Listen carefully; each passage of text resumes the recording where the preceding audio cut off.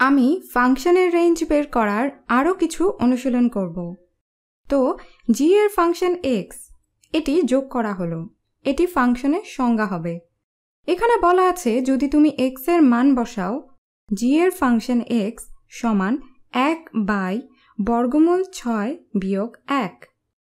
আমি এটি আরও পরিষ্কার করে লিখছি। /6 - 1 হবে এক্স এর পরম মান। এখন ভিডিওটি থামিয়ে একবার চিন্তা করো, ফাংশনের সংজ্ঞানুযায়ী রেঞ্জের ক্ষেত্রে কি হয়? জি হবে সেই রেঞ্জের মধ্যে যেখানে এই ফাংশনগুলোর সেটে এক্স এর মান বসবে। ধরে নিতে হবে সকল ইনপুটের মানের সেট যার জন্য ফাংশনগুলো বর্ণনা করা যায়। যখন ফাংশনটি বর্ণিত হবে না, তোমাকে প্রথমে চিন্তা করতে হবে এটি হবে না যদি এটিকে আমরা 0 দিয়ে ভাগ করি। যদি ফাংশনটি বর্ণিত হয় অথবা বর্ণিত না হয়, যদি বর্গমূলের মধ্যে ঋণাত্মক মান আসে, যদি তুমি এটি চিন্তা করো, যদি এর মান 0 বা ঋণাত্মক হয়, আমাদের পরের দিকে যেতে হবে। যদি 0 হয় তাহলে 0, কিন্তু বর্গমূল? আমি এই সংজ্ঞা থেকে কিছু করব না। যদি ভাগ করা হয় এবং আমি যদি ঋণাত্মক সংখ্যার বর্গমূল করতে যাই, তাহলে এটি বর্ণিত হবে না। এটিকে অন্ততপক্ষে বর্গমূল হতে হবে, ভুলের জন্য বর্ণিত হবে না। তাহলে ঋণাত্মক 6 × 0 এর মান অথবা ঋণাত্মক যখন এর পরম মান নেওয়া হচ্ছে, এটি দিয়ে বর্ণনা করা যাচ্ছে না। অথবা অন্যভাবে এটি নিয়ে চিন্তা করা যাক। যদি এটিকে সংজ্ঞায়িত করতে হয়, জিকে যদি বর্ণনা করতে চাও, এবং যদি এটি শুধুই এটির জন্যই ইফ এটি ব্যবহার করেছি, ঠিক আছে, মাঝে মাঝে অনেকে এটিকে একটি এফ কমিয়ে দেয়। ইফ দিয়ে বুঝায় যদি এবং শুধু যদি 6 যদি এক্স বৃহত্তম 0 হয়, তাহলে ঋণাত্মক পরম মান, তো এটি ধনাত্মক হবে।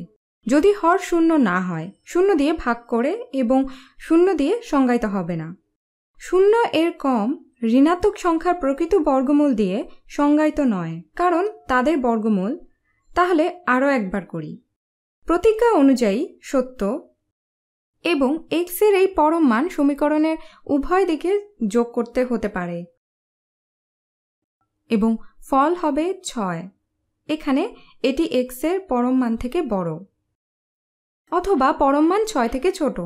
অথবা তুমি বলতে পারো আমি এটি লিখব এক্স এর পরম মান ক্ষুদ্রতম 6 এবং অন্যভাবে বললে এক্স ক্ষুদ্রতম 6 কিন্তু ঋণাত্মক 6 থেকে বড় হবে, অথবা এক্স ঋণাত্মক 6 থেকে ধনাত্মক 6 এর মধ্যে অবস্থিত ছিল। এই দুটি একটি আর একটির সাথে তুলনীয়। যদি এক্স এর পরম মানের সর্বোচ্চ মান 6 থেকে ছোট হয়, তাহলে এক্স ঋণাত্মক 6 থেকে বড় এবং ধনাত্মক 6 থেকে ছোট। তো আমাদের ফাংশনের রেঞ্জ যদি থাকে, তুমি যদি শর্ত অনুযায়ী লিখতে চাও, আমরা জি এর রেঞ্জ বের করছি। এক্স বাস্তব সংখ্যার সেটের সদস্য এবং ঋণাত্মক 6 ক্ষুদ্রতম এক্স ক্ষুদ্রতম 6। আমি এটি লিখতে পারি। আমি আরও একটি করি। এটি আরও একটু অগোছালো হতে যাচ্ছে। এখানে একটি ফাংশন আছে h এর ফাংশন x। h এর ফাংশন x হবে একটু জটিল সংজ্ঞা। প্রথমে x যোগ 10/x যোগ 10 গুণ x বিয়োগ 9 গুণ x বিয়োগ 5। h এর ফাংশন x বর্ণিত হবে যখন x অসমান 5 এবং দ্বিতীয়বারের মতো h এর ফাংশন x অনেকটা পাই এর মতো। যদি x সমান 5 হয়, তাহলে h এর রেঞ্জ কি হবে? অথবা অন্যভাবে যখন h অসংজ্ঞায়িত, এখন ধরি যদি h সংজ্ঞায়িত নয়, যখন x এর মান যে কোনো কিছু, অনেকে শুরুতে এই 5 এর সাথে মিলিয়ে করবে।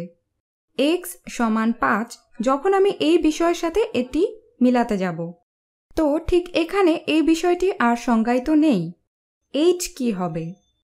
সবচেয়ে স্পষ্ট হবে যখন আমরা শূন্য বণ্টন করব।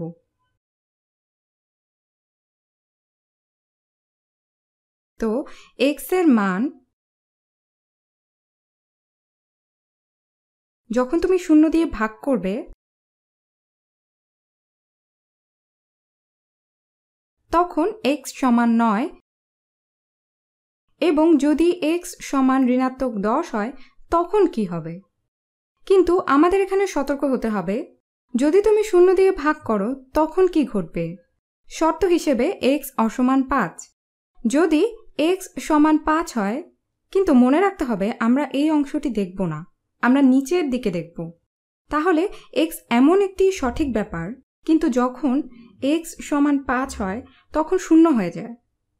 যদি x সমান 5 নাও হয়, আমরা এটি দেখছি না। তো তুমি যদি 0 দিয়ে ভাগ করো, আমি এটি এইভাবে লিখছি, সংজ্ঞার উপরের অংশটি যদি x সমান 9 হয় এবং যখন x সমান ঋণাত্মক 10 হয়, এবং এটি হবে না কারণ এখানে শর্তানুযায়ী 5 এই জায়গায় প্রযোজ্য নয়। এখানে 4টি ভাগ আছে, আমি হয়তো 5ও ব্যবহার করতে পারবো। এখানে লব এবং হর উভয় ক্ষেত্রেই x যোগ 10 রয়েছে। তুমি কি চাইলে এইটিকে উভয় পাশ থেকে সরিয়ে দিতে পারতে না? এখানে ঠিক এটির মতো, কিন্তু তুমি এটি করতে পারো না। যদি এটি হয়, তুমি এই ফাংশনটিকে না অন্যান্য ফাংশনের মতো করে করতে পারবে না, কারণ এখানে সরল করতে হবে। যদি এটি ঋণাত্মক 9 গুণ x বিয়োগ 5 হয়, তাহলে এটি ভিন্ন ফাংশন হয়ে যাবে, যেন নতুন একটি ফাংশনে বর্ণনা করছি যখন x সমান ঋণাত্মক 10। এটি আসলে সত্য হবে না, এখানে ঋণাত্মক 10 বসিয়ে 0 আসবে না, তো এটি সংজ্ঞায়িত হবে না। তো যদি এখন এই ফাংশনটির দিকে তাকাই, এটি x সমান 9 বা x সমান ঋণাত্মক 10 জন্য সংজ্ঞায়িত নয়। তো আরও একবার শর্তানুযায়ী যদি আমরা এটিকে লিখতে চাই, রেঞ্জ হবে ঠিক, ডোমেইন হবে x এর পরম মানের সকল বাস্তব সংখ্যার সেট x, ঋণাত্মক 10 কিংবা 9 নয়। এবং x এর প্রয়োগের ক্ষেত্রে আরও একটি ভুল হতে পারে, ঠিক 5 মতো। 5 ক্ষেত্রে h এর ফাংশন 5 সমান পাই, হয়তো সবসময়ই, কারণ এখানে এটি h এর ফাংশন 5। যখন x সমান 9, 10 এমনকি ঋণাত্মক 0, কিন্তু বাকি সবাই সংজ্ঞায় থাকবে।